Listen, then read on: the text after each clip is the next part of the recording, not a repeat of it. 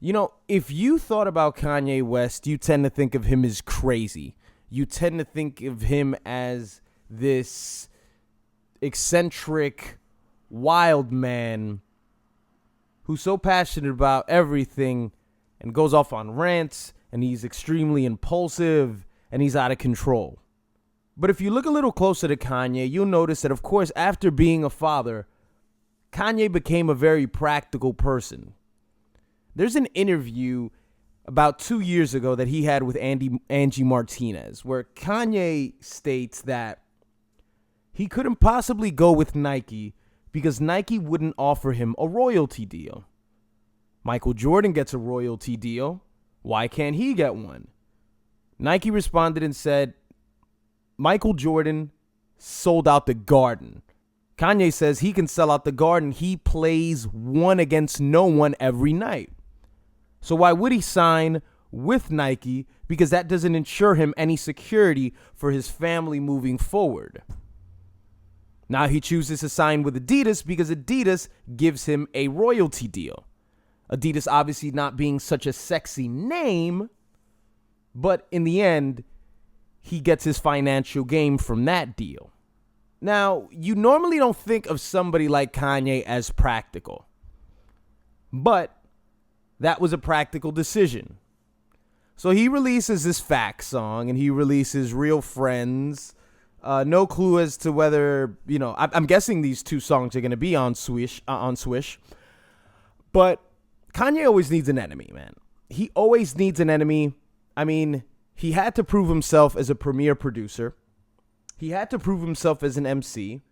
And then he had to become a platinum selling rapper. He's done all these things. He's made himself as a hip hop brand. So now that he's branching out into other avenues, and he's been doing this for several years now, he needs another enemy. He certainly didn't have any enemies on the Watch the Throne album, which is one of the most important Kanye albums to date. I mean, it was Kanye and Jay-Z, but it was still a Kanye album. And it's important because it's the point where he made it. He made it in America. It was a point where he can toast and celebrate his victory. The victory of the journey that he's had for years to try to prove something, whatever it is. The axe that he's always had to grind. On this album, it was just basically just Jay-Z and him just throwing shots at people that do not exist. Because you can't throw shots at people who are beneath you. You can't. So you're throwing shots at no one. That was an important album. Because from that point on, Kanye decided that he would indeed take shots at something. He would take shots at a $1 billion corporation. Now, some might say that this isn't fair, but it definitely works into Kanye's favor. And the reason why it works into his favor is because, much like dead men, corporations don't tell any tales. They're not going to address any, $1 million quarrel that they had with Kanye West. That's peanuts to Nike. They don't give a shit about that. But you know who does care about it? Ye does. And Ye's supporters do. And Yeezy's just jumped over Jumpman. These are matters that don't matter in the grand scheme of things. Say in the fashion world or in the apparel world or whatever, clothing. It doesn't matter. But Kanye's going to sell it like it's a big deal. He's going to sell it as if his sneaker is really outdoing Nike's sneaker. And when you think about it, it's still yet another a shadow boxing session.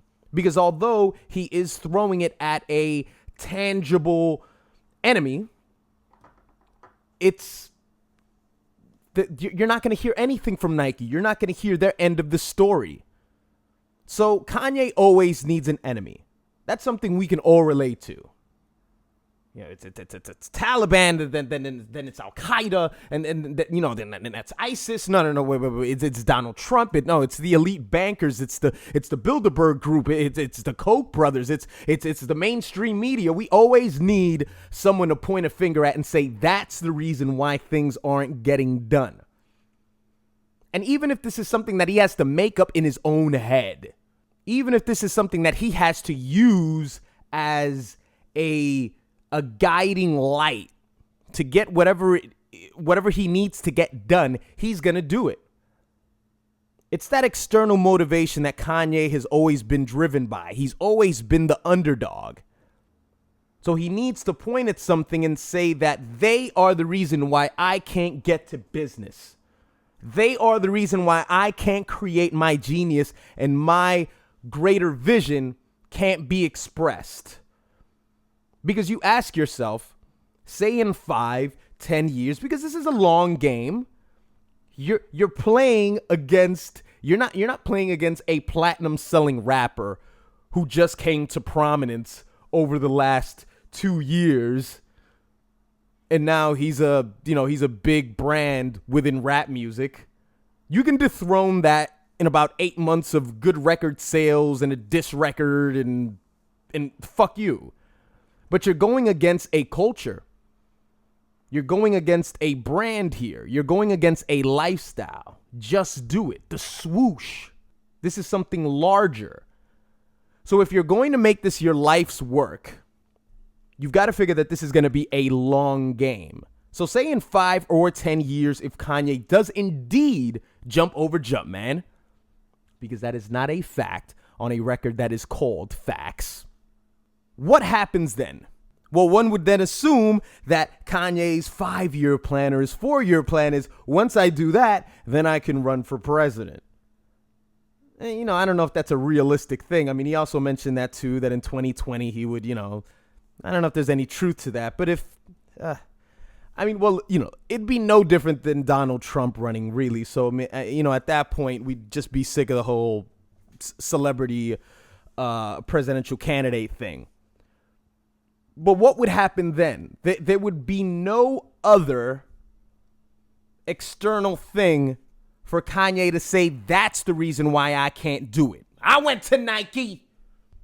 If I'm not mistaken, he also had this, wasn't he caught up in this like European fashion thing?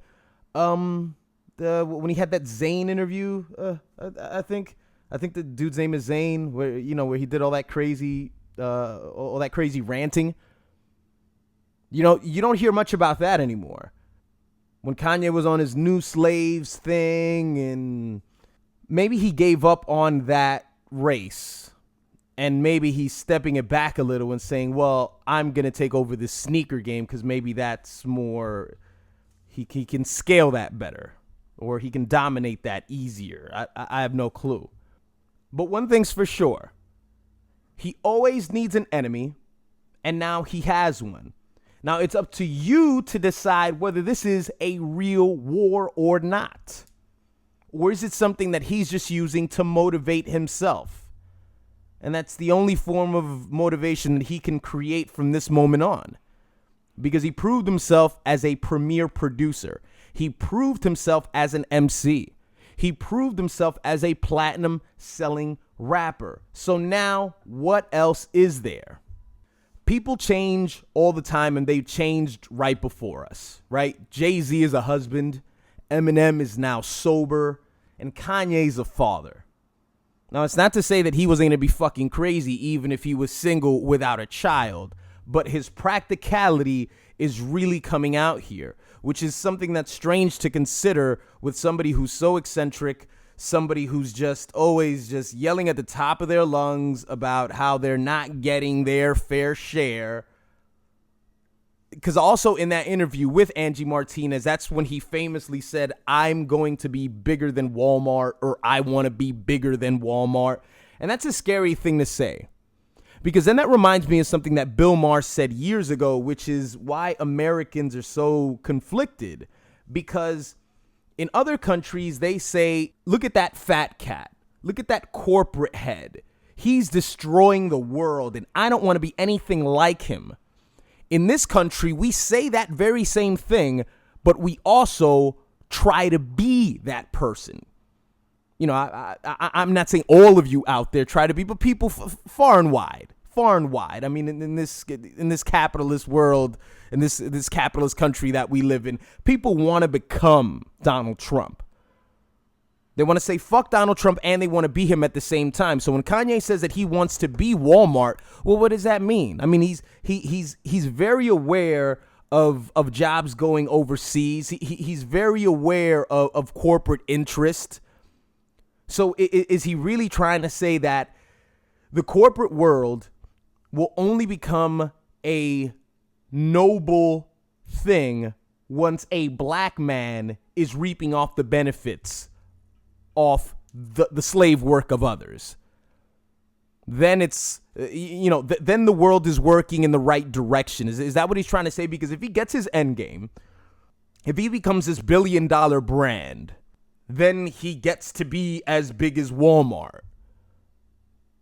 I guess maybe that's his logic, and if that is his logic, it's very skewed. It doesn't make any sense. But in Kanye's mind, I guess nothing will ever make sense because we cannot understand his true genius and his true vision, I guess.